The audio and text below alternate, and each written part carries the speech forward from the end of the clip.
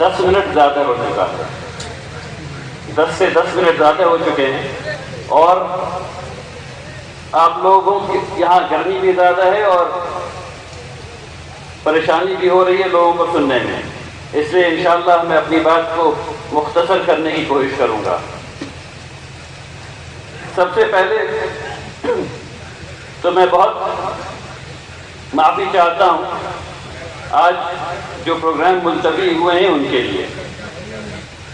دراصل پچھلے کئی ہفتے سے لگاتار روڈ پر ہوں اور کئی دنوں سے نیند بہت کم رہی ہے، اس لیے جب ناگپور سے آج آ رہا تھا وہاں فجر کے وقت کل رات دیر تک جلسہ چلا اور فجر کے وقت نکلنا پڑا، اور پھر وہاں سے یہاں تک آتے آتے حالت جو ہے وہ جواب دے گئی، تو تھوڑا آرام کرنا ضروری ہو گیا، لیکن پھر بھی میں معافی چاہتا ہوں، کوشش کروں گا انشاءاللہ جہاں جہاں نہیں جا سکا وہاں جاؤں گا انشاءاللہ۔ دوسری بات یہ ہے کہ آپ لوگ ماشاءاللہ اتنی محبت سے بلاتے ہیں، اور ابھی تک کئی وقت آپ کے آ چکے ہیں جامعہ رحمانی وقت کے لیے، اور میں بہت معذرت خواہ ہوں کہ جتنے دنوں کا وقت مجھے یہاں دینا چاہیے وہ امارت شرعیہ کی ذمہ داریوں کی وجہ سے میں نہیں دے پایا ہوں ابھی تک، لیکن اب یہ کوشش کر رہا ہوں کہ 2 دن 3 دن کر کے وقت دیا جائے، اس طرح جس طرح والد صاحب رحمۃ اللہ علیہ دیا کرتے تھے باذن اللہ تعالی۔ اب اصل بات جس کی بات ہو رہی ہے، پچھلے کئی مہینوں سے میں بہار، جھارکھنڈ، اڑیسہ، حیدرآباد، مہاراشٹر کے مختلف، کیرلا کے مختلف علاقے میں گیا، اور وہاں مسلمانوں کے حالات کو دیکھنے کا موقع ملا اس رول کے نقطہ نظر سے۔ ہر جگہ جیسا کہ ہونا بھی چاہیے، ہر جگہ ایمان کی ایک جنگ ہے جو ہر انسان کے دل میں چل رہی ہے۔ ہم لوگ آج ایک حال میں ہیں، اور ہم میں سے اکثر لوگ یہ کوشش کر رہے ہیں کہ ہم مسلمان سے مومن ہونے کے سفر کو جلد سے جلد مکمل کریں، زیادہ لمبا نہیں کرنا ہے، لیکن کچھ چیزیں ہیں جو بیچ میں رکاوٹ پیدا کر رہی ہیں۔ دیکھیے، ایک وقت تھا جب رسول اللہ صلی اللہ علیہ وسلم اور ان کے صحابہ کا مذاق اڑایا گیا، اور قرآن نے اس بات کو نوٹ کیا کہ کفار مومنوں کا مذاق اڑا رہے ہیں، قرآن نے اس کو نوٹ کیا، اور آج ہمارا مذاق اڑایا جا رہا ہے۔ دونوں مذاق اڑانے میں کچھ فرق ہے۔ اگر ہمیں یہ بات سمجھ میں آ جائے گی تو جتنی باتیں ابھی کہی گئی ہیں ہماری پستی کی، اس کو دور کرنے میں مدد ملے گی انشاءاللہ۔ رسول اللہ صلی اللہ علیہ وسلم کیا کہہ رہے تھے؟ وہ کہہ رہے تھے اللہ ایک ہے، قرآن اللہ کا کلام ہے۔ اس دنیا میں آنے سے پہلے ہم سے اللہ تبارک تعالیٰ نے پوچھا کیا میں تمہارا رب نہیں؟ اور ہم نے جواب دیا بلا یا رب، آپ ہمارے رب ہیں۔ پھر اللہ تبارک تعالیٰ نے یہ پوچھا کہ امانت اٹھاؤ گے؟ اور ہم نے کہا جی اٹھائیں گے۔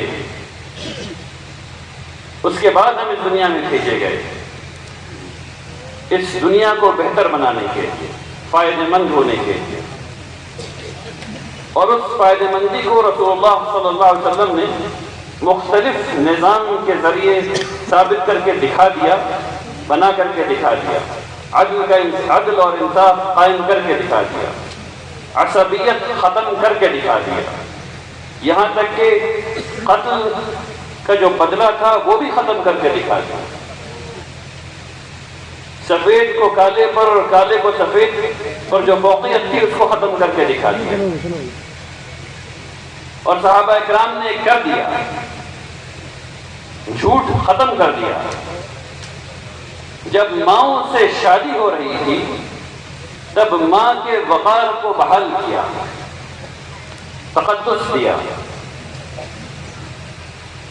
عورتوں کو ان کا مقام دیا ایسا کہ ہماری اماں سیدہ عائشہ 7 فقہا میں ایک فقیہ ہوئی، مجتہد ہوئی.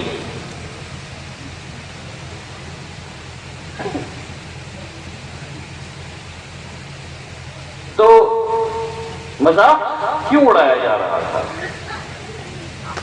کیونکہ رسول اللہ صلی اللہ علیہ وسلم ایک ایسا ڈائنامک پیغام دے رہے تھے جس کا جواب کفار کے پاس نہیں تھا.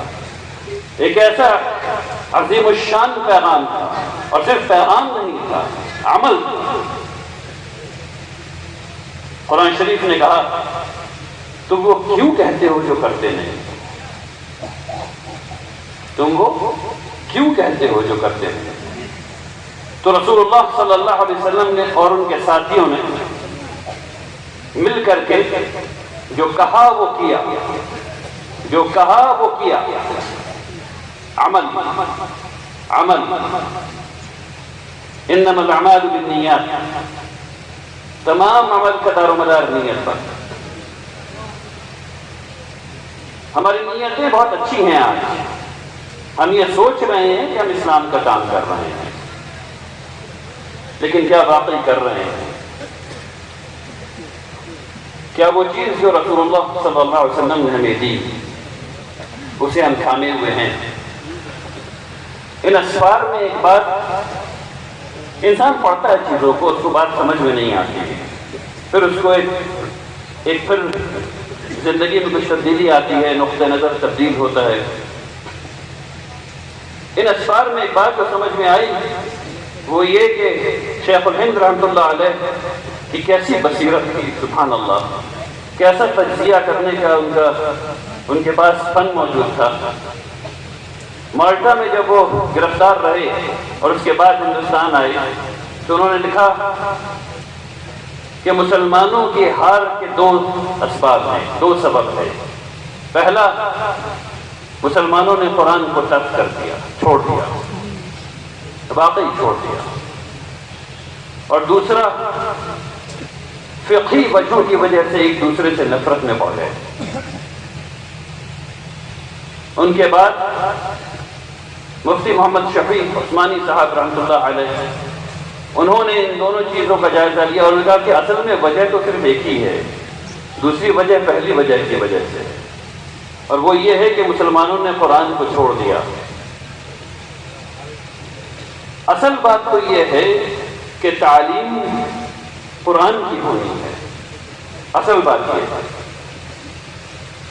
رسول اللہ صلی اللہ علیہ وسلم نے ہم لوگوں کو دعا سکھائی، اللہم انی اسألک علما نافعا، نفع بخشا، نفع بخشا. قرآن سے نفع لینا ہم لوگوں نے چھوڑ دیا. کیسے؟ عربی چھوڑ دی. اب عربی ہی نہیں ہے تو ترجمے سے پڑھ رہے ہیں. اور میں اپنے والد صاحب رحمۃ اللہ علیہ کو کوٹ کرنا چاہتا ہوں یہاں، اور انہی سے میں نے اس چیز کو سیکھا. انہوں نے سمجھایا کہ دیکھو، ترجمے میں کبھی بھی آہنگ بچا ہوا نہیں رہ سکتا. اور ایک واقعہ ہے، حیدرآباد میں جب ہندوستان سے ملا لیا گیا تو مصالحتی جو پروگرام ہوتے ہیں وہ سب ہو رہے تھے. اس میں جو ہندوستان کے وزیر اعظم وغیرہ وغیرہ تمام لوگ جو بھی تھے، اب مجھے یاد نہیں کہ کون کون اسٹیج پر بیٹھے ہوئے تھے، اور نظام حیدرآباد اور تمام ان کے رفقا پہلی صف میں بیٹھے ہوئے، اور تقریروں کا سلسلہ چل رہا تھا. حیدرآباد کے بہت بڑے شاعر تھے، ان کو بلایا گیا. اچھا، یہ بہت ممکن ہے کہ میں شعر غلط پڑھ دوں، میری شعر میں کوئی استعداد نہیں ہے. تو انہوں نے شعر پڑھا اور پڑھ کر کے اسٹیج سے اتر گئے. وہ شعر یہ تھا، کیسے کیسے ایسے ویسے ہو گئے، کیسے کیسے ایسے ویسے ہو گئے، اور ایسے ویسے کیسے کیسے. اب اس سے انگریزی میں ترجمہ کر کے بتائیے، جن لوگوں کو انگریزی سے مناسبت ہے، ترجمہ کچھ ایسے ہوگا، ہاؤ یو بیکیم. یعنی کوئی عقل کی بات ہی نہیں، ہو ہی نہیں سکتا. تو جب ایک انسان کے شعر کے ترجمہ اور اس کا آہنگ باقی نہیں رہ سکتا تو اللہ کے کلام کا آہنگ ترجمے میں کیسے باقی رہ سکتا ہے؟ نہیں رہ سکتا، کبھی نہیں رہ سکتا۔ ہم لوگ قرآن کو ترجمے سے تو پڑھ لیتے ہیں تھوڑا بہت، اچھا وہ بھی بہت کثیر تعداد نہیں، بہت کثیر تعداد نہیں۔ اگر میں ہاتھ اٹھانے کو نہیں کہوں گا، لیکن اگر ہاتھ اٹھوا دوں اور لوگ صحیح دل سے ہاتھ اٹھائیں تو تقریباً آدھے سے زیادہ مجمع ہوگا جو قرآن کو 5 منٹ ہر روز نہیں پڑھتا۔ آدھے سے زیادہ مجمع یہاں ہوگا جو قرآن شریف کو 5 منٹ زیادہ نہیں پڑھتا۔ تو بات شیخ الہند رحمۃ اللہ علیہ پر واپس جانے کی ہے۔ ان کا تجزیہ 100% صحیح ہے الحمدللہ رب العالمین۔ اگر ہم لوگ واپس قرآن شریف کی طرف چلے جائیں، اگر ہم لوگ واپس عربی کی طرف چلے جائیں اور ہم لوگ قرآن شریف کو اس طرح سمجھیں جس طرح صحابہ کرام نے سمجھا تو یقیناً زندگی بدل جائے گی۔ یقیناً پھر ہمیں پتہ چلے گا کہ اسلام کو ہماری ہر بات میں کچھ کہنا ہے۔ ہر ایک کام جو ہم کرتے ہیں یا تو وہ ہمیں اللہ کی رضا کی طرف لے جا رہا ہے یا دوسری طرف لے جا رہا ہے۔ ہر ایک کام جو ہم لوگ کر رہے ہیں، تو ہم لوگ اس دنیا میں ایسا کام کیوں کریں، ایسے فیصلے کیوں لیں جو ہماری 60 سال کی زندگی، 100 سال کی زندگی کے بدلے آخرت کی پوری زندگی خراب کر دیں، پوری زندگی خراب کر دیں۔ یہ ہماری سب سے پہلی ضرورت ہے، یہ فہم، ایمان کا یہ فہم کہ اٹھنا ہے، جواب دینا ہے۔ ایسا نہیں ہوگا کہ اس دنیا میں جو ہم کر رہے ہیں اس کے بارے میں نہیں پوچھا جائے گا۔ ایسا نہیں ہوگا کہ قرآن یا تو ہمارے لیے کھڑا ہوگا یا ہمارے خلاف کھڑا ہوگا۔ یہ ہوگا قرآن یا تو ہمارے لیے گواہی دے گا یا ہمارے خلاف گواہی دے گا۔ یہ ہوگا، اس بات کو یہاں بتانا ہوگا۔ ٹھیک اسی طریقے سے تمام جو کام ہم لوگ کر رہے ہیں، ہر عمل، ہم سب لوگوں نے قرآن پڑھ رکھی ہے ماشاءاللہ۔ چہرے سے اور ٹوپی سے اور داڑھی سے یہ پتہ چلتا ہے کہ تمام لوگ ماشاءاللہ مدرسے کے طلبہ ہیں، تمام نے قرآن پڑھ رکھی ہے۔ ہمارے ہاتھ اور پیر بولیں گے اور یہ ہو کر رہے گا، کیوں؟ کیونکہ اللہ نے کہا ہے کیسا ہوگا۔ تو ایسی بات کیوں کرنا ہے دنیا میں؟ ایسا کام کیوں نہ کیا جائے جو رسول اللہ صلی اللہ علیہ وسلم کے کرنے کے طریقے پر ہے؟ آج تو فرق اس وقت کا اور اس وقت کا کیا ہے؟ اس وقت کا یہ ہے کہ ہم وہ سارے کام جو رسول اللہ صلی اللہ علیہ وسلم نے کہے تھے کرنے کو، اس کو ہم لوگوں نے چھوڑ رکھا ہے۔ ہم لوگ نماز پڑھ رہے ہیں، دل کہیں اور ہے۔ نماز کے درمیان جو عبودیت کا جو تصور ہے اللہ کے لیے، وہ غائب ہے۔ یعنی جب میں آ رہا تھا یہاں تو مجھے بتایا گیا کہ اس آبادی میں، مسلمانوں کی اس آبادی میں، نعوذ باللہ ثم نعوذ باللہ، لوگ سود لے رہے ہیں۔ 5000 روپے دے رہے ہیں اور اس پہ سود لے رہے ہیں، 200 روپے دے رہے ہیں اور سود لے رہے ہیں۔ کیوں؟ 2 ہی وجہ ہو سکتی ہے۔ یا تو پتہ نہیں ہے کہ سود حرام ہے، یا تو پتہ نہیں کہ سود حرام ہے اور سود کا بدلہ کیا ملنے والا ہے۔ بات کو سمجھیے، وہ لوگ جو سود لے رہے ہیں، بات کو سمجھیے۔ چند گناہ ایسے ہیں جس کی سزا آخرت میں ہے، دنیا میں نہیں ہے۔ سود اس میں سے شامل ہے، جس طرح ربا سودی بھی، جس طرح سے ریا،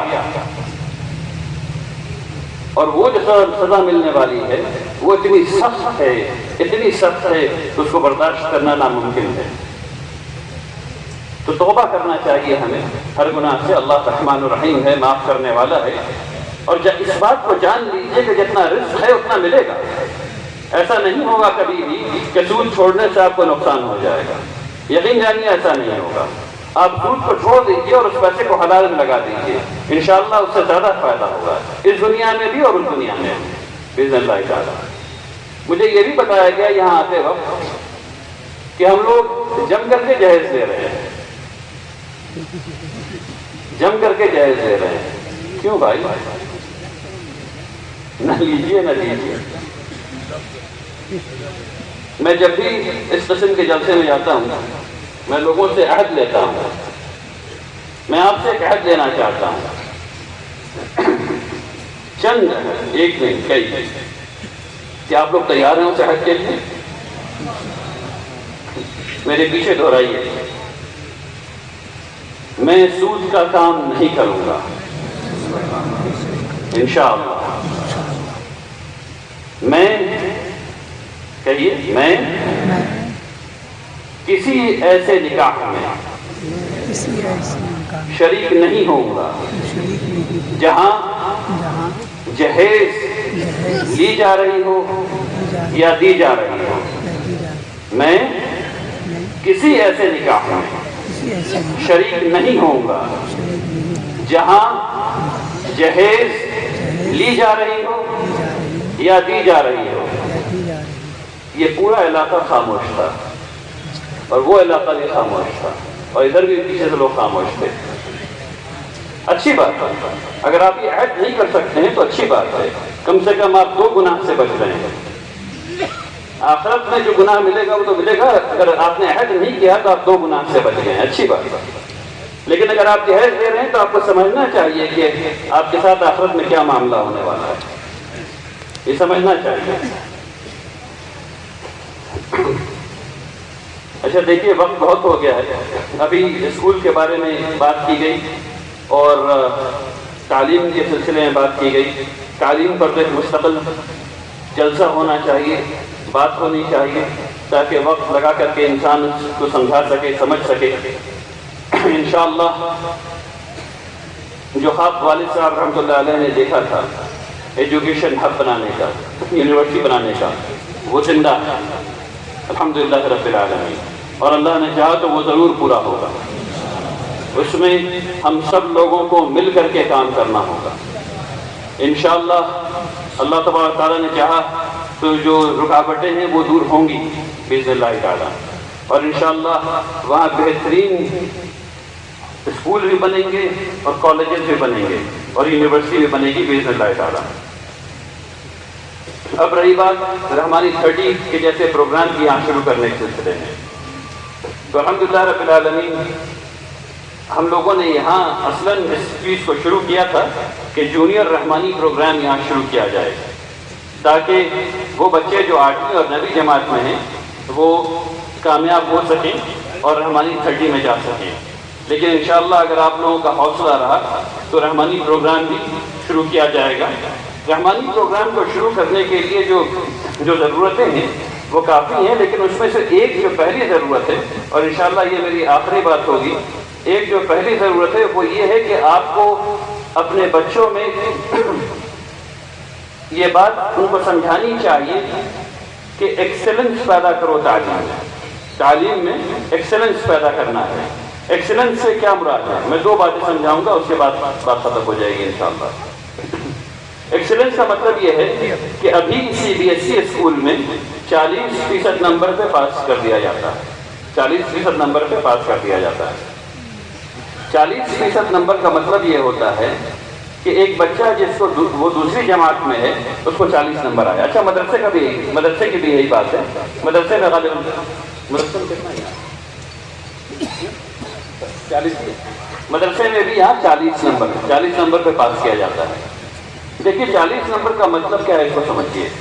40 نمبر کا مطلب یہ ہے کہ اس بچے کو 60% سمجھ میں نہیں آیا ہے، اس بچے کو جو نصاب تھا اس کا 60% سمجھ میں نہیں آیا۔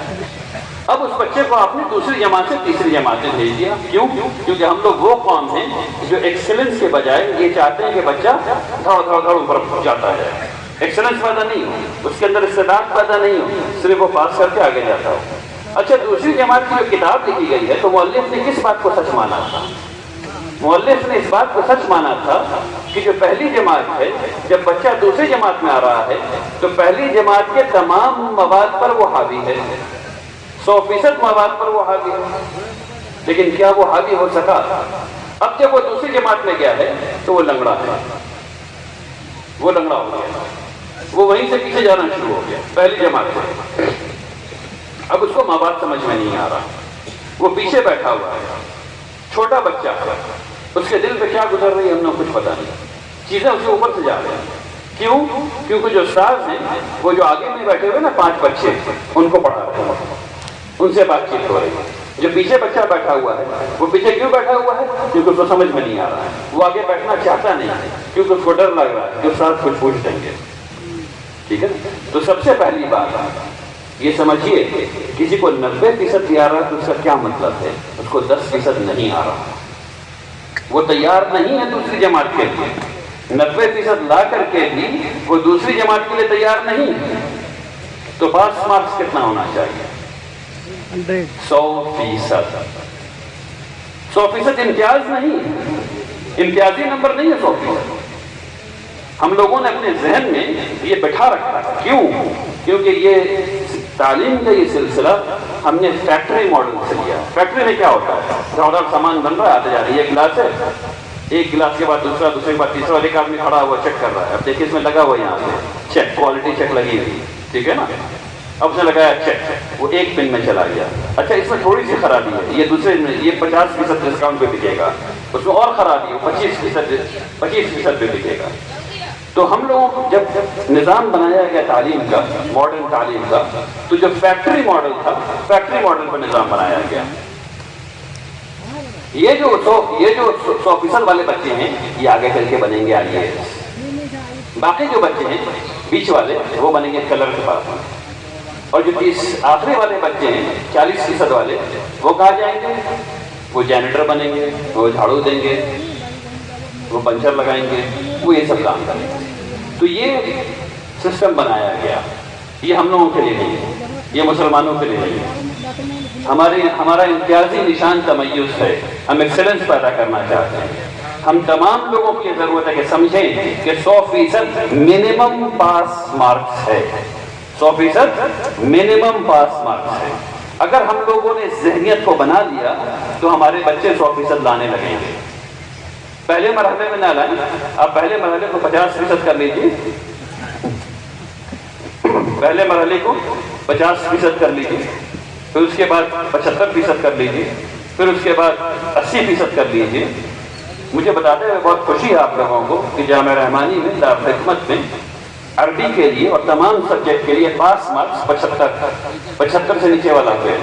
فیل کا کیا مطلب ہے؟ ہم اسے یہ نہیں کہتے کہ تم بیکار ہو گئے، ہم اسے یہ کہتے ہیں کہ تم اساتذہ کے ساتھ بیٹھ کر کے اب ناشتہ کرو گے، جب ناشتہ کرو گے تب سیکھو گے انشاءاللہ۔ ان کی ریمیڈیل کلاس لگائی جاتی ہے۔ تو یہ ہے تمیز۔ اگر ہم لوگ یہ کر لیں تب بچوں کو رحمانی 30 کوچنگ انسٹیٹیوٹ کی ضرورت نہیں پڑے گی، وہ ڈائریکٹلی کامیاب ہو جائیں گے نیشنل کمپٹیشن امتحان میں۔ ہم لوگوں کو اس کو کرنے کی ضرورت ہے، مدرسے میں، اسکول میں، ہر جگہ انشاءاللہ۔ دوسری مثال جو میں دینے والا تھا اس کو چھوڑ دیتا ہوں کیونکہ وقت بہت ہو گیا ہے۔ آخری بات دوسری کی جگہ یہ ہے، اللہ تبارک تعالیٰ نے قرآن میں یہ فرمایا کہ 2 مسلمان کے بیچ اگر تنازع ہو تو تیسرا اس کو سلجھانے والا کون ہونا چاہیے؟ صرف ایک مسلمان، کوئی اور نہیں۔ مجھے یہ بتایا گیا یہاں کہ ہم میں سے بہت ڈھیر سارے لوگ لا علمی کی وجہ سے دارالقضا کے بجائے کہیں اور جا رہے ہیں اپنے معاملات کو سلجھانے کے لیے۔ کچھ معاملات ہیں جو بائی ڈیزائن سلجھائے جا سکتے ہیں، مثلا ایک مسلمان 2 دن تک بغیر وصیت کے زندہ نہیں رہ سکتا۔ اگر میں ہاتھ اٹھانے کو کہہ دوں تو مجھے یقین ہے کہ یہاں 99% لوگوں نے وصیت نہیں کی ہوئی ہے، 99% لوگوں نے وصیت نہیں کی ہوئی ہوگی، ہے نا؟ بات صحیح ہے نا؟ اور یہ جڑ ہم لوگوں میں تنازعات کی جڑ، یعنی اگر آپ کے پاس زمین ہے اور آپ کے 2 بچے ہیں، 4 بچے ہیں، 6 ہیں، جتنے بھی ہیں، اگر آپ یہ طے نہیں کریں گے کہ روڈ والا حصہ کس کو ملے گا تو سوچیے کیا ہونے والا ہے آگے جا کر کے، کیسا جھگڑا ہوگا۔ اگر آپ کے پاس ایک گلاس ہے اور آپ نے اس کو نہیں دیا کسی کو اور نہیں بانٹا تو سوچ لیجئے کیسے جھگڑا ہوگا۔ جب شیطان نبی کے بھائی کے دل میں آ سکتا ہے تو میری اور آپ کی کیا اوقات ہے میرے بھائی؟ کچھ نہیں۔ تو وصیت آج لکھی جاتی ہے، اور لکھ کر کے لے کے آئیے دارالقضاء، اس کو دکھائیے قاضی صاحب سے کہ جو میں نے کیا ہے یہ صحیح کیا ہے یا نہیں کیا ہے، ٹھیک ہے نا؟ اور پھر قاضی صاحب آپ کو بتائیں گے کہ نہیں یہ صحیح ہے، پھر اس پہ سائن کریں گے، مہر کریں گے، تاکہ سارے لوگ پھر اس سے بن جائیں۔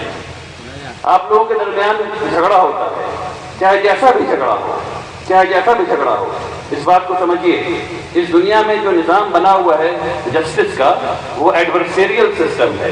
اس کا مطلب یہ ہے کہ آپ کا وکیل، ادھر کا وکیل، پولیس، ہر کو چاہیے کہ وہ صحیح ثابت ہو۔ ہر کا پرفارمنس جو ہے وہ کیسے آکا جاتا ہے کہ وہ صحیح ثابت ہو۔ اس کا مطلب یہ ہے کہ لازمی طور پر دوسرا غلط ثابت ہو۔ دارالقضاء کا نظام اس کے برعکس ہے۔ اس نظام کا جو فہم ہے وہ یہ ہے کہ اس دنیا میں بھی فائدہ ہو اور اس دنیا میں بھی فائدہ ہو۔ تو اگر آپ دارالقضاء آئیں گے اور کچھ آپ کو کم ملا تو اس دنیا میں آپ کو اس سے زیادہ ملنے والا ہے، اور اس دنیا میں زیادہ مل گیا اور آپ جانتے تھے کہ آپ نے چوری کر لی ہے، جھوٹ بول لیا ہے، تو آپ کو کچھ نہیں ملا ہے۔ کیونکہ میں نے ابھی پچھلے کچھ دنوں پہلے بھی اس بات کو کہا کہ شاہجہاں میرا خیال ہے تاج محل لے کے تو قبر میں نہیں گئے، نہ ہی لال قلعے کو لے کر کے گئے، تو ہم بھی اپنی چیزوں کو لے کے قلعے میں نہیں جا رہے، مطلب قبر میں نہیں جا رہے۔ تو اس بات کو سمجھنا چاہیے کہ جو اس دنیا میں آپ نے پا لیا وہ اس دنیا میں رہ گیا، جو چھوڑ دیا اصل وہی چیز کی کامیابی وہ وہاں ملنے والا ہے انشاءاللہ۔ تو یہ ہے نظام دارالقضاء کا۔ اگر آپ یہاں آئیں گے تو انشاءاللہ اس دنیا میں بھی آپ کا فائدہ ہوگا اور آخرت میں بھی فائدہ ہوگا۔ اسی کے ساتھ میں اپنی بات ختم کرتا ہوں۔ بہت شکر گزار ہوں آپ تمام حضرات کا کہ آپ اس محبت سے تشریف لائے، اس تعداد میں آئے۔ اللہ تبارک تعالیٰ تمام حضرات کو جزائے خیر دے، ایک دوسرے سے محبت دے، اخوت دے، انشاءاللہ آپ کی تنازعات کو ختم کرے اور اس امت کو دوبارہ ویسے کھڑا کرے جیسے صحابہ اکرام کے زمانے میں امت کھڑی ہوئی تھی۔ آمین یا رب العالمین، وآخر دعوانا الحمدللہ رب العالمین۔